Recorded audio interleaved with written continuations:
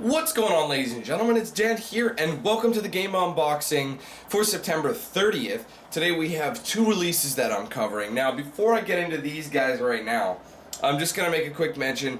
No, Shadow of Mordor is not here. I am aware that it is out today.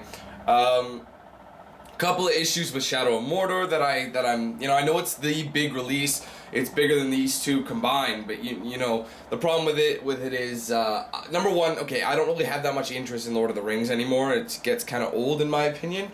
And number two, Warner Brothers, they're pretty mean with their copyright. So I'd probably get major flags and the videos would be brought down. I'm not kidding. That's what happened with Batman. And that's what I'm worried about the new Arkham Knight. I mean, but at least I have an interest in that, so I'm going to attempt it with that one. But anyway, unfortunately, because they're Warner Bros., it's going to be tough. But we'll see. I don't know. At the same time, though, now that I'm thinking about it, I did do Lego Lord of the Rings, and that's Warner Brothers published, just like this is. So I don't know, maybe, but at the moment, the main reason I don't really want to play that game. That's really, it comes down to that. It's as simple as that. Gaming season has started and it's coming in crazy. November is going to be a gong show. October is going to be a gong show. Mainly November, though. A bunch of games that were coming out in October are now coming out in November. November 11th is that big day. There's a lot of games coming out that day. But anyway, I digress. So let's get into the unboxing. First game we have on PS4, Sherlock Holmes, Crimes and Punishments. Now, I don't know if there's been a few of you who have been around long enough, but I actually played this game's predecessor. It was called The Testament of Sherlock Holmes. I played that literally 2 years ago, almost exactly. That game came out late September in 2012. So, everyone loved it, and I was a little caught by surprise. I didn't think that many people would like that Sherlock Holmes game, but they did. So, I picked up this one on PS4. Now, if we open it up, it's very bare bones. Like I said, this is going to be kind of the sleeper title. However, I might start it first, just because not many people are going to be playing it, kind of thing. Let me just make sure there's no codes. I doubt there'd be anything special, but anyway. So yeah, you got your instruction book here. Basic control scheme. I wonder if it's going to be anything like the last one, and that's seriously it. So, boom. Testament of Sherlock Holmes, game disc. Flip to the back. His skills, your wits. Uh-oh.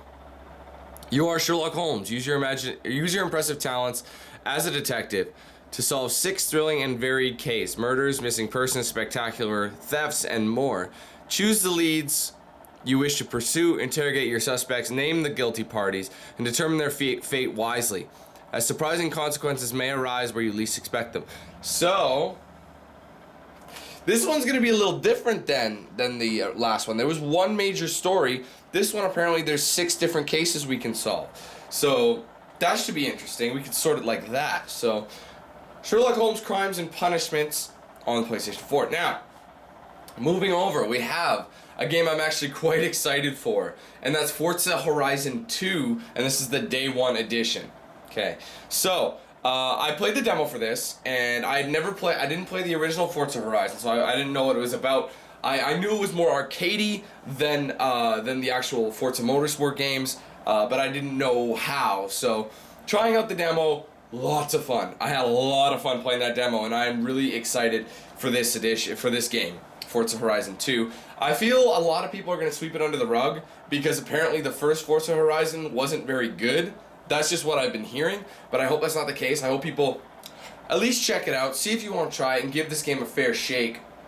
Of course, I'm more so of a racing game fan. I grew up on racing games, really. Like how there was the era of when I was like playing the E for Everyone games or the teen games. My parents were strict about that, and they're like, you could only play these games. You can't play an M game until you're, once you understand the difference. And seriously, that's how they brought me up. So, I grew up on racing games because that was always an E-rated or a T-rated game. So, love my racing games. So just so you get the idea here. So let me grab this Day 1 edition. I think they also had deluxe editions. They didn't ask me though, so I don't you had to. I think if you bought it on your actual Xbox One, then you would have got those editions. All right, so Leave Your Limits, the next game in the best-selling racing franchise. All right, instantly connect friends. So yeah, the online mode itself looked really, really good, in my opinion, just from what I've seen. Okay, and here we are, have the game discs. The game disc on the left, of course, because Xbox Renegade. And this is your Day 1 edition content. From the looks of things, they give you Fiesta ST, Challenger SRT, and the Benz, that's the, that's their new hatchback. What is that one? Is that that's not the B class. No, the B class is hideous. One second, let me look. Sure it'll tell you. Actually, it doesn't. I'm sure it will in there, but what the Benz hatchback, that's a new one. I can't remember the name of it. But it's going to be probably an AMG edition. We'll check it out. I should know that, but I knew they were releasing a new hatchback. And, yeah, it's probably really, really overpriced. But we'll see. I mean, there could be more cars than just this, but that's what I have anyway, so boom. That's the game unboxing, ladies and gentlemen. Pretty simple, nothing crazy. Lately, just so you guys are aware, I have been pre-ordering a lot of collector's editions, mainly for games that I really think would be really cool to unbox, so you guys can get a look. I mean, I went out and I pre-ordered Call of Duty Advanced Warfare the other day, and they have 2 collector's editions. Okay, I want to keep in mind, let you guys keep in mind, this is Canadian prices. They had, what was it? I can't remember the editions, they're like Aztec or Altec or something like that. And there was one that was $90 and there was another one that was $130. And the $130 one would be, like the edition there, would be something, like in terms of physical copies, like contents of the game, of the collector's edition, would be the $90 one, you know what I mean? So like steelbooks and little things like that, but there's also a season's pass with it, so I think that's where they make up their money. But you get what I'm saying. I'm just like, nah, not worth it. Standard edition, so it is another Call of Duty game, but there are a lot of collector's editions that I've pre-ordered that I think would be awesome, and I think you guys would really like them. So this is kind of a bare bones, kind of a boring unboxing. I mean, at least there's 2 games to see. And this one is a Day 1 edition, so you do get some more content there. So you guys better hurry up and get that. If you want these extra cars, you better get Day 1. You better go, like, jump on in there. So anyways, guys, thanks so much for watching. Don't forget to hit that like button. Let me know which games you're going to be watching, if you're going to be watching any of them at all. Which one you like better, if you're not going to watch any, or what you think of each game. Let me know anything at all. Let me know down in the comments. I love to hear your guys' thoughts. It basically really helps me out with what games I choose to play. And for those of you who are looking forward to Shadows of Mordor, I did mention that in my game update for this month that I wasn't going to be doing it just because, you know, I just don't have an interest that much in Lord of the Rings. While I hear it's going to be pretty impressive, I don't know. It's just me. I just don't really feel like I want to do it, okay? That's just my personal preference, okay? And time is a huge thing. There's going to be a lot of games coming out. Fuck, man, I barely touched FIFA. I mean, I finished Destiny. I said I'd go back to Destiny. But people are bored as hell of Destiny, so I don't know if I'll do that anymore.